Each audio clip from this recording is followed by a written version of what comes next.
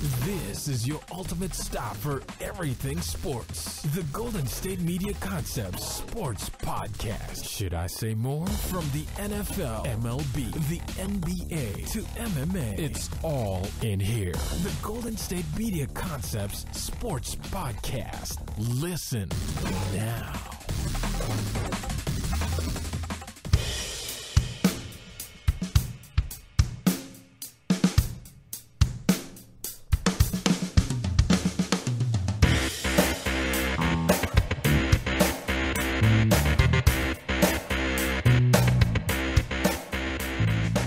Welcome back to the Golden State Media Concepts Sports Podcast, where we discuss the latest and greatest news in the world of sports. As always, I am Alex, and I'm going to be a little sad here with you. I am alone today. Ben, I'm very proud of Ben, and we got media passes. We received media passes for our soccer podcast that we do here at the Golden State Media Concepts Podcast Network, but we received media passes to go to the MLS All-Star Game in San Jose. And unfortunately, I was only able to go one of the days. Ben's been there since yesterday as well. And then the game is today between the MLS All-Stars and Arsenal. And Ben is a huge Arsenal fan, so I'm very excited for him. It's really awesome for him to be there. He clearly is very excited. But, excuse me, I'm on my own today. It's a flip-flop of last week when I was out of town for Comic-Con. Ben did the shows on his own. He did a very good job. So I will hope and try to do just as good of a job as he did last week. So in today's episode, we're going to cover NFL news, a couple quarterback news, kind of opposite news in terms of Ryan Fitzpatrick and Nick Foles. We're going to look at the Premier League and Manchester United, and then we're going to cover David Ortiz of the Red Sox. We haven't really got into David Ortiz much any of these shows, really. I'm not sure how much the baseball show that Ben does as well got into David Ortiz, but I want to talk a little bit about just how he's, how amazing it's been for this season and that he's had it in terms of retiring, and just kind of, reflect on that because, David Ortiz is one of my favorite players of the last decade and a half, I would say. So we're going to get started here with the NFL news, and it's going to be Ryan Fitzpatrick and the Jets finally, and I do say finally very specifically, finally sign a deal. They agreed to a one-year deal worth $12 million with a chance to make $3 million more based on the team performance through Ms. Fitzpatrick. This is, this took a while to get done. Jeremiah and I on the football show have talked about it a few times. It's been going pretty strong since the end of the year, obviously. Personally, I like Fitzpatrick. I like Fitzpatrick a lot. And I'm happy he's signed because, for one, I get to stop talking about it. But my thing with Fitzpatrick is you knew all along that more than likely this was going to be the team that you signed with. The Jets needed you and you needed the Jets. The Jets, well, they have Geno Smith, they have Bryce Petty, and they have recently drafted Penn State quarterback Christian Hackenberg, former Penn State quarterback Christian Hackenberg. That's, as they want you to say that Geno Smith might, been well and good for them. I don't agree there. Unfortunately, Geno Smith hasn't looked very great since coming into the NFL. He did play for a fast-paced offense in West Virginia when he was in college, not necessarily the type of read offense that you would expect. And personally, Fitzpatrick had obviously a career year last year with the Jets. So I knew this, not knew, but I imagined this deal had to get done. I couldn't imagine how it wouldn't get done. Without him, it would have been Geno Smith, I'm sure, as the backup, followed by Hackenberg and Petty. But now what's interesting is I doubt they're going to carry 4 quarterbacks on their roster now. At least one would assume. So this just put Bryce Petty now on the chopping block because it's difficult for Bryce Petty. When he got drafted, he came out of a school similar to what Geno did in Baylor, and he said in his time at Baylor he didn't even have to, figure out the middle linebacker situation. It was, he never even had to identify a middle linebacker. It was just, here's the play, this is where it's probably going to go. They had a kind of a set script in a sense. That's the type of offense he ran there at Baylor. And unfortunately, he's a clever enough guy I've seen to figure this stuff out, but he's clearly at a disadvantage coming from, a situation where he didn't have to do any of this. So unfortunately, it looks like to me is it's going to be Clearly, Fitzpatrick is the starter heading into the season with Geno Smith as the backup, and then I would say Hackenberg is going to be inactive through most of the season because he is the future in their eyes, apparently, drafting him there in the second round. And unfortunately, I think Bryce Petty's going to get released. I really do. I think he'll find a home, I imagine. He's very accurate as a quarterback. He has middle ground of an arm. He's not overly powerful when it comes to his arm, but he is very accurate, and he does have a strong arm, clearly being an NFL quarterback. I think he'll find somewhere. He'll land somewhere. But personally, I think this might be the end of what we see with Geno Smith with the Jets. I think this was his chance to start, and he was taking every bit of preparation he could to do so. I think this might have been, one of the last chances that we could have seen for him. It's going to be interesting where we go from there. Geno Smith would obviously demand some sort of free agent, look at least. He's a good quarterback with a good arm. He has accuracy issues, especially when he's facing pressure, but I don't see him, unless Fitzpatrick gets hurt, which he didn't get hurt really last year. He's had injury problems in the past here and there, not overly worrisome, I would imagine. I don't really see him starting any games. He didn't really spark the Jets' offense when he played. Fitzpatrick really did have a career year last year, responsible for 31 touchdowns and almost 4,000 yards. I imagine you have Brandon Marshall, you have Eric Decker, you have a young offense developed there. The defense is exactly what you want out of a defense for a team that maybe doesn't have the most productive offense, but still a good offense. So I think this might be the end we see of Geno. And then, of course, they're grooming Christian Hackenberg. Christian Hackenberg is the quarterback of the future. You would imagine that he's going to, of course, sit most of this year. A lot of people think that Christian Hackenberg might be the best quarterback from the draft, this past draft this year. Whether that, including Goff, including Wentz, including all these quarterbacks in the draft, people think that Hackenberg might be the best. He's definitely, when you take a look at the kid, he's definitely what you think a quarterback looks like.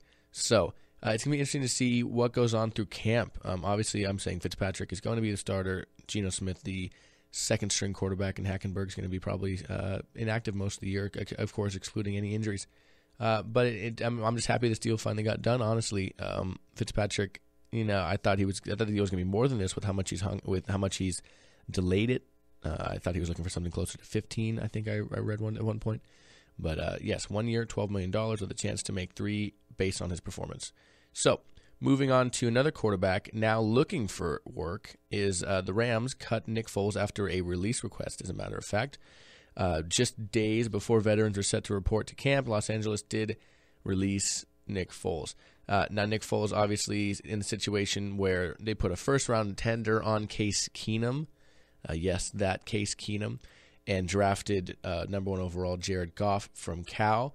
He was kind of on his way out from the get-go. They attempted to trade him, but for teams it's always funny when teams attempt to trade a player that they are kind of going to probably release anyway. Teams just wait it out, in my opinion. He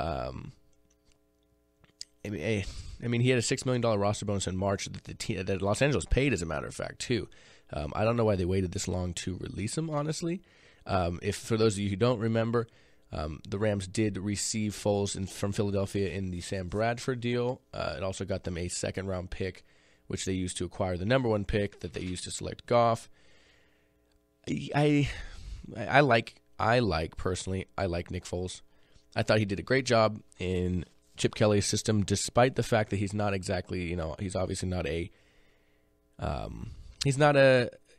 mobile quarterback, as you would say. And Nick Foles and Chip Kelly's system was obviously run to the peak of its ability by Marcus Mariota, who is a dual threat quarterback, not a speedster, but he definitely is fast, obviously. So it was surprising to see that the person that in a way ran it the best was Nick Foles. Interesting to look from here on out is where does Foles go? Remember, in 2013, he threw 27 touchdowns and only 2 interceptions in 10 starts. It's pretty impressive, no matter the circumstances. Last year, not as good. He was among one of the worst quarterbacks last year. He only completed 56.4% of his throws. He threw 10 picks. He didn't read defenses very well. It got to the point where they opted for Case Keenum to start games instead. And Case Keenum, he doesn't have the size that Foles has, nor does he have the arm strength. He's more of a he reminds me of the body type of Breeze, I suppose. He's smaller. He's not going to rocket the ball down the field, but he has a strong arm, so on and so forth. But moving on. It's interesting to see where Foles might go. There's not reports, but maybe rumors that he could go back to Chip Kelly with the Niners, but I feel like that would only confuse things further in that quarterback room between Kaepernick and Gabbard, and then now bringing Foles in there. Whoever else they might have on the roster in terms of a quarterback, I feel like that might just kind of muddy up the situation further. You do have what looks like, to me personally, a little bit more of a realistic chance. I'm not saying this is going to happen, but when you look at teams that would, benefit from adding a veteran quarterback who has been through the league and knows, the intricacies in and out, and not to mention knows the division, would be the Cowboys. The Cowboys only have Romo, obviously, coming back from injury. They have Kellen Moore, former Boise State quarterback, and then they have Dak Prescott, who's currently a project. He's a catch and throw kind of guy. He is a mobile guy. He's a powerful runner.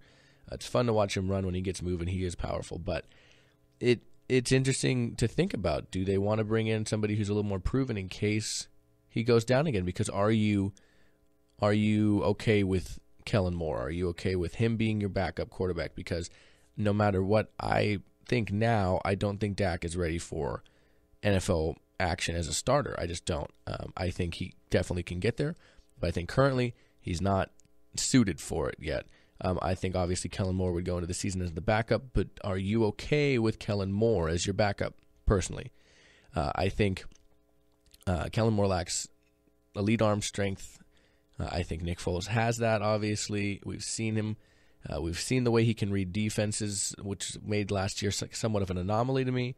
But personally, it's something to think about. I think the Cowboys could definitely benefit from getting a guy like Foles on the roster. But then it puts it in a weird spot. Then what do you do? Do you carry 4 quarterbacks? Do you put Dak on your practice squad? Do you end up releasing Kellen Moore?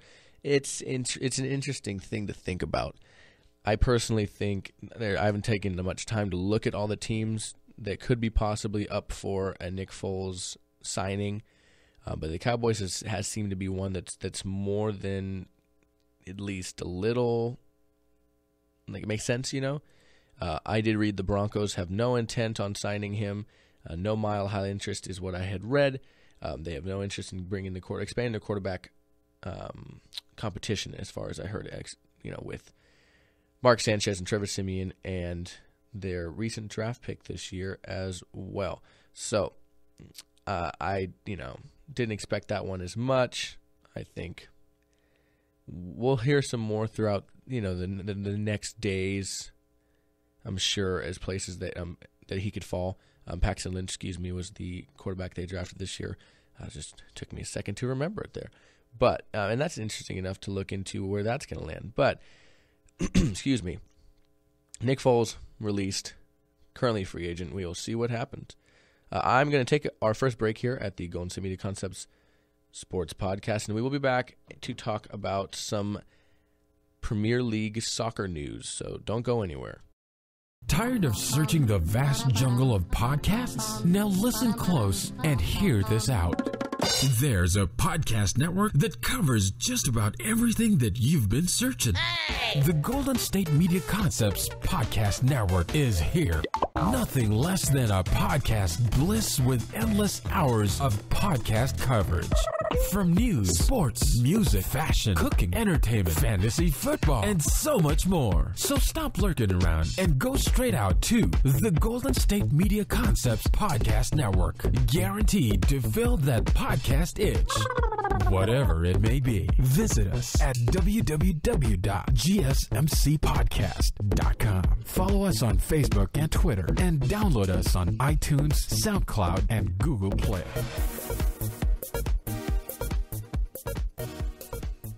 All right, and we're back here at the Golden State Media Concepts Sports Podcast. So we're going to get into some soccer news and the Premier Champions League, and that would be with Manchester United. Manchester United has agreed to the €120 million fee to sign Paul Pogba from Juventus. It has been something that has been going around the last week, whether or not they were going to agree to do this, but they're now hoping to come to an agreement over the final fees in order to clinch the deal, hopefully by this weekend, is reported. If that's the case, Pogba could have a medical in by Miami by Friday, I would imagine. With the Premier League club now, pretty optimistic a deal could get done.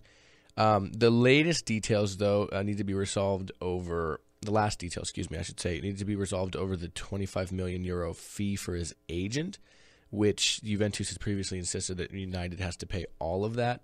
That has been something that has been kind of hindering the deal. United are hoping to bring that down by at least $10 million, but negotiations aren't going so smoothly currently. Maybe a little bit more than initially they had been going. That was something that was kind of slowing things down. It just depends now if that gets done. Pogba's theirs. The possibility of them currently getting him is probably pretty big now, that especially that they've agreed to the $120 million fee. I would say those are some of the final steps in terms of going and getting him. I mean, it's a great player coming to Manchester United that has done nothing but improve their team all offseason heading into the Premier League this year. Signing after signing, they've really, really, really upgraded their team, and Pogba is just another one of these players that's going to, if he comes over, he's going to really upgrade that attack for the Manchester United Red Devils. I think he's a special player. Ben and I have talked about it on our podcast, our soccer podcast as well. Ben's an Arsenal fan, obviously, so contradicting him and I'm a Manchester United fan. Him and I have contradicting likes there per team, but he can admit to me openly, and he knows it's true, that he sees all these great players going to Old Trafford, and he's just like, man, that's a good team. And I was like, I know, man. Like, I'm pretty excited. I'm pretty happy. But he's he's a little, I don't know. He seems a little jealous. He says Arsenal never really goes out and gets anybody. But that wasn't the case earlier this week. As a matter of fact, like I said, it's been hard to get this going. Manager Jose Mourinho was even considering setting a deadline for the deal. It would have been, so the next 48 hours would be make or break for the transfer. So is interesting, I would say, to say the least, to see this get done. I'm personally very excited to see, hopefully it gets done. It looks more so like it is an imminent thing now, which is really exciting for them to sign him. And the interesting thing, too, is the deal looks pretty likely despite a pretty heavy interest from the Real Madrid club as well. Zinedine Zidane's squad. Excuse me, I always have trouble saying that name. They've been in a lot of contact with Juventus this week, trying to, win him over in that aspect. They've made contact with Juventus as recently as, I want to say, Thursday, trying to anticipate what Manchester United was going to be doing. It's more so of a stalling technique, I'd imagine. I still don't think anything's going to come of it. I think Zinedine Zidane really is just, he's trying to, it's a fellow Frenchman, for one. Zinedine Zidane, obviously a French national player of years past, and Pogba is he is a French player, currently. But I think it's a stalling technique in a sense, but at the same time, there's a real interest at least coming from Real Madrid. But I think it looks pretty pretty cut and dry that Man United's going to go ahead and get Pogba. Pogba obviously is only 23 years old. It's a great young player that they're going to receive if this deal gets done. He had a good year last year. I think they're just going to benefit, no doubt, from him. And like I said, 23 years old. He's barely older than I am. Big guy, strong player. Played well for France this year. Played well for Juventus as well. So, interesting to see what goes on.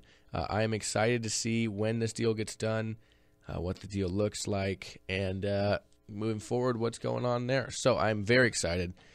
I'm going to take our last break here, as a matter of fact, and then we're going to get into David Ortiz. I'm really excited to talk about this because even being from Sacramento here in California and being a San Francisco Giants fan, one of my favorite players, of the last, I would say, 10-plus years has been David Ortiz. So I'm very excited to look at his last year here and just get a little bit of a retrospective on it, I suppose. So I'm going to take one last break here, and I will be right back at the Golden State Media Concepts Sports Podcast. Want to find out what movies to go see? Then check out the GSMC Movie Podcast. It's your ticket to the latest movies, whether it's a new blockbuster event, romantic, comedy, or action flick. This show has got it all covered. They talk some what to go see now. Don't bother. What's hot on Netflix and everything in between. That's GSMCpodcast.com/movie-podcast. When it's all about the movies, it has to be this new show. Don't forget to like them on Facebook and follow them on Twitter. Visit GSMCpodcast.com for more info. All right, and we are back here at the Golden State Media Concepts Sports Podcast. And a little segment I am excited about is, I guess you could call him more of a DH now, is Boston Red Sox current retiree in waiting, David Ortiz, DH, first baseman, whatever you want to call him, starts his last visit to Anaheim, his final series in his career against Anaheim today. Oh, actually, I'm sorry, Thursday night, as a matter of fact. He's had a great career throughout his entire career there, but especially in Anaheim. He actually is tied for third with Mark Teixeira for 6, the third most go-ahead home runs by a visiting player at Angels Stadium since 1997. For a retiree, he sure is not playing like it. This year batting .324 overall average, 25 home runs, 84 RBIs, OBP of .413. He is having a great season, honestly, in my opinion. 19 years of experience in baseball. He just hasn't missed a step. He is currently 40 years old, and he is not showing it. Let alone his last 7 days, he's batting .308 with 2 home runs, 5 runs scored, 4 hits, a double. He's hitting some doubles this year. I tell you what, he's hitting more doubles than I've seen him hit in a long time. I've even seen him. I think he's nabbed a few triples this year, but he's just playing lights out. And like I said before the break, I've been a Giants fan as long as I can remember, but David Ortiz has been one of the players I've really always loved watching. And he has been just transcendent of the game, I would say. Yeah, he has 35 doubles this year, 1 triple. So that ties his. He can try to get his 2004 high of 3 if he can get there. But like I was saying, he's just been a guy who goes about it the right way. He doesn't take the spotlight. He doesn't. He doesn't talk. He might talk a little bit, but he's just been a guy that you want on your baseball team. And like I said, as a heavy NL fan, it has been nothing but a pleasure watching David Ortiz throughout his career. He has been, just one of those guys that's going to go down in history as one of the best players, not like best of all time, but when you remember David Ortiz, you can say, man, was he great. I think. Through 2004, when the Red Sox finally won their first World Series in 100-plus years almost, it was special to watch him in that series against the Yankees. He did a lot of great things, whether it was game-ending walk-off home runs or home runs to send it to the next day, send it to extras, whatever it was. It was like watching somebody who you just knew was going to do something special. And it's a sad thing to see him retire. Ken Griffey Jr. is going as far as saying he thinks that he shouldn't retire. He thinks that he shouldn't be going out when you're playing this well. I mean, it's hard to disagree with him. I would say, for a guy who is retiring, he has looked nothing short of, in his prime. Whether it be earlier in the year when he was leading the team in batting average, whether it was, leading the team in home runs, whatever he's doing, he's just been doing it like he always does. And it's going to be sad to see him go. I don't think he's one of the guys that's going to, change course and not go through with retiring. I think he is going to retire, which is unfortunate. The Red Sox, if I had to pick an AL team to appreciate and like, I would say the Red Sox is probably that team. And he's been the catalyst of that team for the longest time, whether it was, the 04 team, whatever team it was, 04, 08, 2012, 13, whichever season that was when they won last. He's been on all those teams. I liked Johnny Damon left. I liked Ellsbury left. I liked Wakefield, he retired. I liked, all of these players, Pokey Reese, Kevin Millar, all these players that were with, and they left. And the constant has been David Ortiz. And he's, gone about it the same every year. He gets his, and everybody knows he's going to. You know what I mean? He's in the midst of one of his best years in a while. He's, like I said, currently 324 is his batting average. In the last 4 years, as a matter of fact, his high was 318. And he's already played more games than that. He only played 90 games that year. He's currently at 92. I think that he. It's hard to say. I think obviously he's going to retire. He's going to go down as one of the greatest Red Sox of all time, in my opinion, for sure. And currently he has his best average of his career, excluding 327, but in 97, his rookie year. But he only played 15 games that year, so it's just hard to compare. Currently he is on pace, excluding his 2007 year, where he had 332, to have his best average year of his career. Like I said, if he gets to 332 or anything higher than that, then he played 149 games that year. That was a great year for him. Killed it that year. 182 hits. As a matter of fact, 182 hits. He had 52 doubles that year. Look at you, David. And not to mention 35 home runs. He's probably going to end up a little short in terms of home runs, his career high being 47 in 05. I don't think he approaches that. I think maybe he gets, mid-30s. He did finish 37 last year, 35 the year prior. He probably ends up around there, I would imagine, excluding, obviously, any injuries, anything like that. And not even to mention, like I said, those are all his career highs. You have to look at his postseason batting stats. In 04, when they won the World Series, he had a 400 batting average. He plated 19 runs, 15 home runs. He had a triple in that postseason. He had 3 doubles. He was lights out. He walked 13 times. The thing was, he was getting on base. You know what I mean? 2008, when they won it again, he didn't have the greatest of series, but he did what he could when it counted. And then 2013, when they won it again, he had a batting average of 353, which is third best in his postseason career. He plated 13 runs total, which is second best to the 2004 year. 5 home runs, ties the 2004 year for a high in one postseason. 3 doubles, and he had 18 total hits, 12 runs scored. And he appeared on the, that's 51 at bat. That was great that year. And then the next year, after 04 as well, he had pretty solid performances. 333, not as many home runs, only 1, but it's beating a dead horse just talking. I mean, he clearly is one of the best to ever do it, and I'm sad to see him go. You know what I mean? Obviously, he's got a lot of a season still left ahead of him.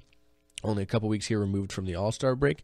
So we'll have to see, how he progresses from there. But I think, I try to catch as much Red Sox baseball right now as I can to catch these final moments that David Ortiz has. So that's all I got right now. As a matter of fact, that's all I have for this episode. I'm going to be heading out to take a break and then do our next episode of the week. So it's going to be just me again. Ben will be gone until next week. He'll be back on Tuesday. Until then, you have just me. So as always, I'd like to thank you guys for listening to the Golden State Media Concepts Sports Podcast.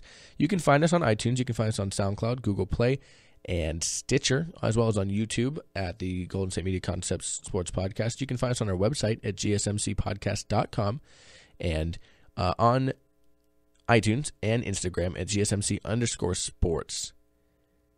Look at all the wonderful shows on our network, gsmcpodcast.com. We have a great array of shows, portfolio of shows for every walk of life that you can imagine. Also, don't forget to check us out on Facebook at the Golden State Media Concepts Sports Podcast. You can leave comments on YouTube, Facebook. You can leave reviews and ratings on iTunes. And I'm sure Google Play has a rating system as well. I haven't had an Android in a long time, so I can't quote on that.